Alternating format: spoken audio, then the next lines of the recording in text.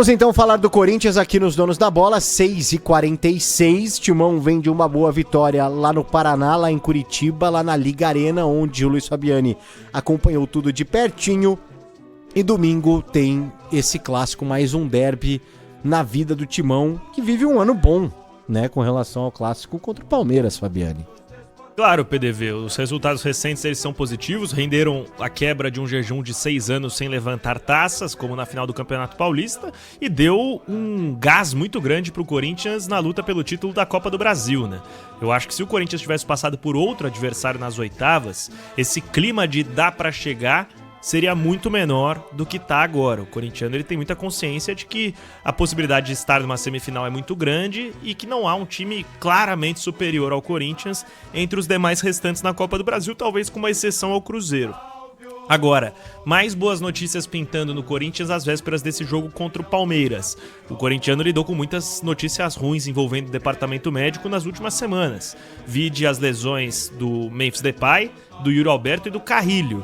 Desses aí, só o Carrilho deve seguir de fora. O Yuri Alberto deu início hoje ao processo de transição para o campo. Ele estava no departamento médico e inicia gradualmente a retomada de trabalhos com os demais companheiros. Ele e José Martínez. O Martínez, que teve uma fratura no quarto metacarpo da mão direita, passou por cirurgia, foi convocado pela seleção venezuelana, deve voltar a ficar à disposição do técnico Dorival Júnior. Aliás, queria dar um destaque aqui para a recuperação praticamente em tempo recorde do Yuri Alberto, né? Bom. Tinha gente falando em 2 a 3 meses. Nossa. Não vai dar nem um mês. Como é que chama o negócio? O Yuri Alberto ele operou uma hérnia inguinal. Hérnia inguinal, isso mesmo. Então, assim, é uma operação que demanda muito do corpo, a recuperação ela tem que ser muito cautelosa, mas o Yuri Alberto não só tá pisando em campo, como tá treinando finalização, postou vídeo batendo na bola, então eu acho que pelo menos pro banco ele deve ir pro jogo de domingo contra o Palmeiras. Houve também o susto do Mateuzinho, porque o Mateuzinho deixa o campo da Arena da Baixada na quarta-feira chorando, com a mão na parte posterior da coxa, ele passou na minha frente, e é o gestual claro de quem sabe que tá com uma lesão muscular e que dependendo do grau vai ser um mesinho, 2 meizinhos. O Corinthians soltou o boletim médico hoje, o Mateuzinho passou por exames e não foi constatada nenhuma lesão, só uma sobrecarga muscular. Então é possível que ele seja preservado contra o Palmeiras, mas voltando da data FIFA, o jogo contra o Atlético na volta da Copa do Brasil, já com o Mateuzinho normalmente à disposição, isso se não forçarem ele pro derby, viu? Eu acredito que, a depender da decisão do Dorival, aí, pela falta de opções, ele pode pintar no time. Seria talvez um ato com alguma irresponsabilidade, tendo em vista a possibilidade dele dele sofrer uma lesão ainda mais pesada. Mas vamos ver, vai recair sobre o Dorival, porque na ausência do Mateuzinho, quem joga é o Félix Torres, e o Félix não agrada como zagueiro, quem dirá como lateral, né? Então esse é o panorama do Corinthians no momento, PDV. Ô Fabiani, com relação ao público, né, casa cheia para uma celebração do que vem sendo esse ano de derbys para o Corinthians? Eu abri há pouco o site do Fiel Torcedor para dar uma olhada no movimento, só as cadeiras do setor oeste inferior disponíveis, então certamente mais do que 40 mil estarão presentes. A gente sabe que o horário fortalece também, um domingo à noite, mas o corintiano em Itaquera, ele sempre vai. Ele sempre está presente e não vai ser diferente para esse jogo contra o Palmeiras. Expectativa boa de público, todo mundo querendo ver o Corinthians se distanciar ainda mais da parte de baixo da tabela de classificação do Campeonato Brasileiro.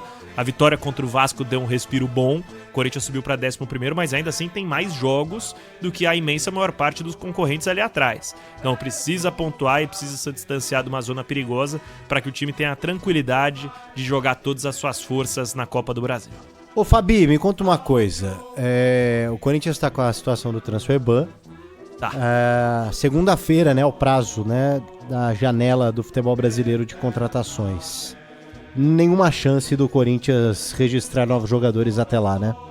Quase zero, PDV, porque o bid ele fica fechado no final de semana, né? Então, digamos que o Corinthians conseguisse resolver essa situação hoje, teria que registrar entre sábado, domingo e segunda. Isso não vai acontecer. Então, muito difícil acreditar em reforços do Corinthians ainda nessa janela. E eu acho que essa resolução do Transferban vai ficar para um momento futuro.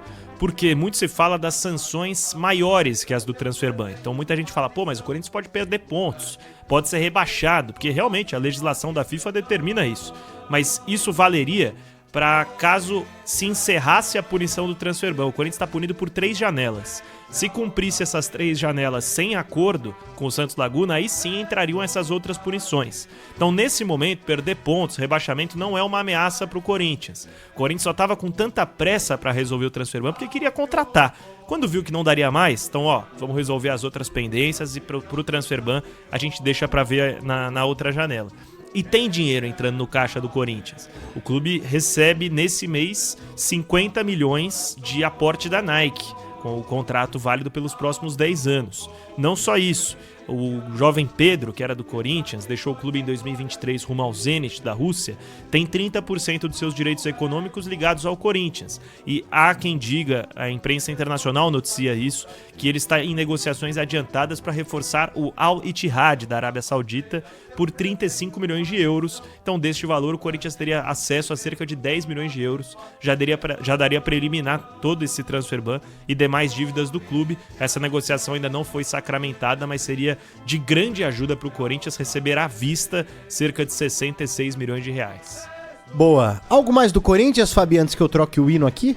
Vamos com uma finaleira de Corinthians. Opa! A respeito da situação envolvendo o Ministério Público, que eu trouxe há pouco. Né? Ai. O Ministério Público pediu a quebra de sigilo dos cartões corporativos do Corinthians das últimas 3 gestões. Isso faz parte de um processo de investigação das gestões do Ilho, Andrés e Augusto Melo, de possível utilização do cartão corporativo para gastos pessoais e também para possível lavagem de dinheiro, envolvendo o que desperta a preocupação no Corinthians e do Ministério Público, no caso, é o gasto de R$32 mil no Oliveira Mini Mercados, que seria um possível fornecedor de marmitas do Corinthians, mas que a polícia investiga se realmente há esse ramo de atuação. Inclusive, as contas do Oliveira Mini Mercados também terão um sigilo quebrado. Teremos avanços importantes nessa investigação do Ministério Público, que hoje está mais avançado nessa apuração do que qualquer movimentação interna do Corinthians para a exclusão em definitivo desses conselheiros. Foi aprovado no CORE, o Conselho de Orientação, que o processo vá adiante e seja votado pelo Conselho Deliberativo. Resta o aval da ética. E o novo presidente da Comissão de Ética foi eleito na última segunda-feira, o Leonardo Pantaleão. Caberá a ele emitir um parecer para que aí sim os 300 conselheiros votem pela exclusão ou outra punição de André Sanches e do Willian Monteiro Alves.